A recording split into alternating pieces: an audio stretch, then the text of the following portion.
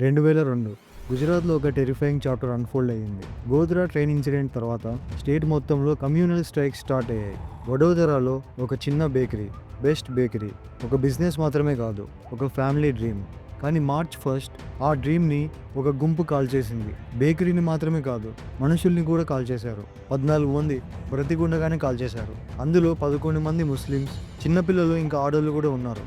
3 Hindu employees కూడా ఆ ఫైర్లో చనిపోయారు.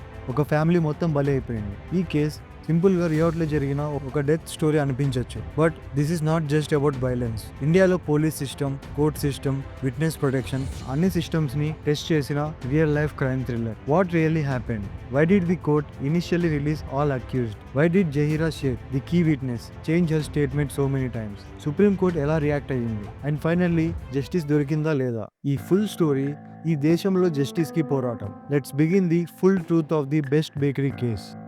Part 1, the horror night. March 1, 2002 Vadodara city full టెన్షన్లో ఉంది. ఆల్రెడీ గుజరాత్లో గోధ్రా ట్రైన్ ఇన్సిడెంట్ వల్ల కమ్యూనల్ రైట్స్ స్టార్ట్ అయ్యాయి. అదే టైంలో వడోదర సిటీలో ఒక స్మాల్ బేకరీ, బెస్ట్ బేకరీలో జరిగిన ఇన్సిడెంట్ని ఎవరూ మర్చిపోలేరు. That night around 8 PM one huge mob came and surrounded the bakery. Zahira Sheikh అప్పుడు తనకి జస్ట్ 19 years మాత్రమే. అక్కడి నుంచి తప్పించుకుంది. సర్వైవర్. తన కళ్ళతో మొత్తం చూసింది. మాబ్ షౌటింగ్ స్లోగన్స్, ఫుల్ రేజ్లో. ఫస్ట్ థింగ్ ఏంటంటే బేకరీలో ఉన్న ఫ్లోర్ బ్యాగ్స్, ఫుడ్ ఐటమ్స్ అన్నీ లూట్ చేశారు. తర్వాత వితౌట్ ఎనీ హెసిటేషన్ మొత్తం కాల్ చేశారు. వీళ్ళు షాప్ని మాత్రమే కాదు, ఒక ఫ్యామిలీ మొత్తాన్ని లైవ్గా కాల్ చేశారు. Family members, children, employees, everyone tried to escape. కొంతమంది అయితే టెర్రస్ పైకి వెళ్ళి దాక్కున్నారు. ఇంకొంతమంది ఫస్ట్ ఫ్లోర్లో లాక్ చేసుకొని సేఫ్గా ఉందామని ట్రై చేశారు. బట్ వీళ్ళకి జాలి లేదు. మొత్తం 14 మంది చనిపోయారు. వీళ్ళకి క్యాస్ట్ కాదు, రిలీజియన్ కాదు, జస్ట్ బ్లడ్ కావాలి అంతే. ఇది నార్మల్గా లేదంటే స్పాంటేనియస్గా జరిగిన ఇన్సిడెంట్ కాదు. ఇది ఒక planned, cold-blooded murder just because they belong to particular community. And from that moment this case became India's most controversial riot case. Kani this is just beginning.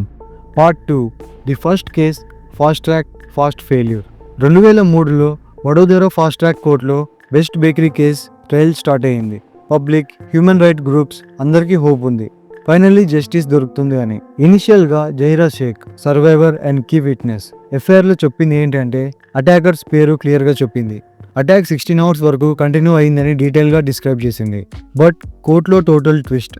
73 విట్నెసెస్లో 37 మంది హాస్టల్ అయ్యారు. అంటే కోర్టులో చెప్పడం లేదు.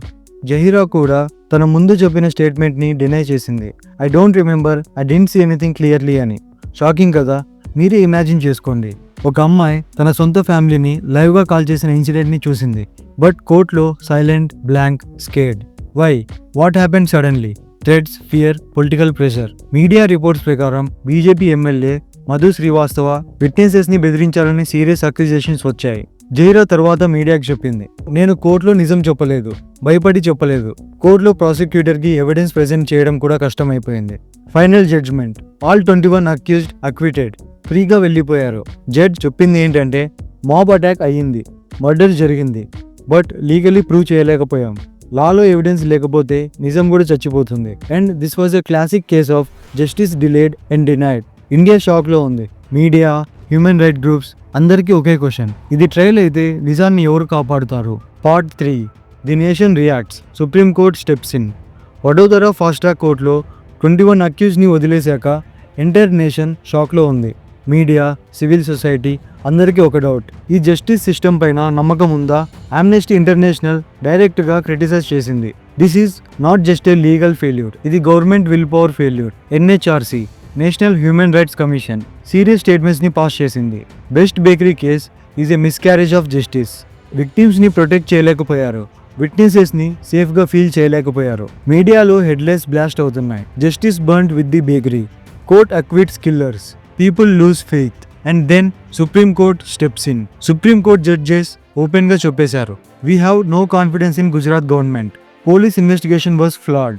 విట్నెసెస్ని థ్రెటన్ చేశారు and government failed to protect them. ఈ కేసులో justice కోసం ఫైట్ చేయడం అంటే గుజరాత్లో మాత్రం ఎప్పటికీ కాదు. సో ఎన్హెచ్ఆర్సీ ఒక మేజర్ స్టెప్ తీసుకొచ్చింది. పిటిషన్ ఫైల్ చేశారు, please transfer the case out of Gujarat అని. ఏప్రిల్ 2004 సుప్రీం కోర్ట్ ఒక బోల్డ్ డెసిషన్ తీసుకుంది. This case will be retried in Mumbai, Maharashtra, far away from pressure, politics and fear. Supreme court చెప్పింది ఏంటంటే justice must not only be done, it must be seen to be done. And with that ఇండియాలో first time ఒక riot case completely different state కి transfer చేయడం జరిగింది. ముంబై కోర్టులో fresh investigation, new witnesses, new chance of justice. And this time all eyes were watching. So వడోదరాలో justice fail అయింది కాబట్టి కేసుని ముంబైకి ట్రాన్స్ఫర్ చేశారు. 2004లో ముంబై కోర్టులో రీట్రయల్ స్టార్ట్ అయింది. New court, new state, new chance of justice. And main witness Zahira Sheikh again కోర్టులో ముందుకు వచ్చింది. అండ్ పబ్లిక్ అండ్ కోర్ట్ అందరి expectation, this time she will speak the truth. She saw her family getting burnt alive. She will definitely give justice. But shock after shock, Zaheera మళ్ళీ reverse అయింది. ఆ అమ్మాయి చెప్పింది ఏంటంటే అఫిడవిట్ సైన్ చేయమని నన్ను force చేశారు. యాక్టివిస్ట్ నా మీద ప్రెషర్ వేయడం వల్ల నేనే సుప్రీం కోర్టుకి కేసు తీసుకువెళ్ళాను. I felt trapped. I didn't want this retrial. ఈ స్టేట్మెంట్స్ తో పబ్లిక్ లో ఫ్రస్ట్రేషన్ ఎక్కువైపోయింది. ఎవరి మీద నమ్మకం ఉండాలి? జహీరా మీద, పోలీసుల మీద, యాక్టివిస్ట్ మీద కోర్టులో చాలా డ్రామా జరిగింది. అట్ వన్ పాయింట్ కోర్ట్ కి కూడా క్లారిటీ లేకపోయింది. సో సుప్రీం కోర్ట్ కమిటీ ఒక ఇన్వెస్టిగేషన్ ని స్టార్ట్ చేసింది. జహీరాని ఎవరైనా బెదిరిస్తున్నారా? యాక్టివిస్ట్ ఏమైనా తప్పు చేసిందా? నెలల ఇన్వెస్టిగేషన్ తర్వాత కమిటీ రిపోర్ట్ క్లియర్ గా చెప్పింది ఏంటంటే Zaheera Sheikh, self-condemned liar. She gave false statements, changed story multiple times. Activist is clean. No evidence of threat or force. Zaheera credibility ki serious damage. కానీ justice కోసం కేసుని ముందుకు continue చేయాలి. Mumbai court witness పైన, actual facts పైన కేసుని build చేసింది. Part 4, final verdict. Finally years after court room drama, media glare, threats and twist upon twist, 2006లో ముంబై కోర్టులో ఫైనల్ జడ్జ్మెంట్ వచ్చింది. ఆఫ్టర్ ఆల్ దట్ కేయాస్ జస్టిస్కి ఒక డైరెక్షన్ దొరికింది. ముంబై సెషన్స్ కోర్ట్ వర్డిక్ట్ చెప్పింది. 9 మెంబర్స్ని గిల్టీ అని డిక్లేర్ చేసి లైఫ్ ఇంప్రిజన్మెంట్ సెంటెన్స్ చేశారు. ల్యాక్ ఆఫ్ ఎవిడెన్స్ వల్ల 8 మందిని అక్విట్ చేశారు. ఇంకా 4కి వారెంట్ ఇష్యూస్ చేశారు బికాస్ దే వర్ అబ్స్కాండింగ్. ఇంకా పబ్లిక్, మీడియా, విక్టిమ్స్ అందరూ మిక్స్డ్ ఎమోషన్స్తో రియాక్ట్ అయ్యారు. ఫైనల్లీ కొన్ని ఇయర్స్ తర్వాత జస్టిస్ వచ్చింది అని అందరికీ అనిపించింది. బట్ స్టోరీ ఇక్కడే ఆగిపోలేదు. కొన్ని ఇయర్స్ తర్వాత బాంబే హైకోర్టులో కేసు రివ్యూ చేశారు. కోర్ట్ అబ్జర్వ్ దట్ 5 అక్యూజ్డ్ మీద ఎవిడెన్స్ వీక్గా ఉంది. So those 5 were acquitted. But remaining 4 అక్యూజ్డ్కి పనిష్మెంట్ కన్ఫర్మ్ చేశారు. Life imprisonment upheld. స్పెషల్గా బేకరీలో పనిచేసిన ఎంప్లాయీస్ లైక్ షెహజాద్ ఖాన్, రైస్ ఖాన్ వాళ్ళకి ఇంజ్యూరీ అయినా, ప్రెజర్ ఉన్నా స్టిల్ కోర్టులో స్టాండ్ అయ్యారు, నిజాన్ని చెప్పారు. అండ్ ఫైనల్గా కోర్ట్ చెప్పింది ఏంటంటే జహీరా స్టేట్మెంట్ ఇన్కన్సిస్టెంట్ ఉన్నప్పటికీ reliable evidence, actual witness testimonies మీద ఫోకస్ చేసి we reached the conclusion. Justice came. స్లోగా వచ్చింది, పెయిన్ఫుల్గా వచ్చింది, కానీ ఒక సెన్స్ ఆఫ్ క్లోజర్ కలిగించింది. This wasn't just about one bakery. ఇది ఒక symbol of hope that even after failures justice can rise again. Part 5, what this case means for India. Best bakery case. ఇది జస్ట్ ఒక fire accident కాదు. ఇది just ఒక రియాడ్లో చనిపోయిన 14 మంది కథ కాదు. ఇది ఇండియాలో ఒక డీప్ లీగల్ లెసన్. ఇది ఒక మిర్రర్ మన judiciary, policing and political system పైన. It started like a riot case but turn into something much bigger.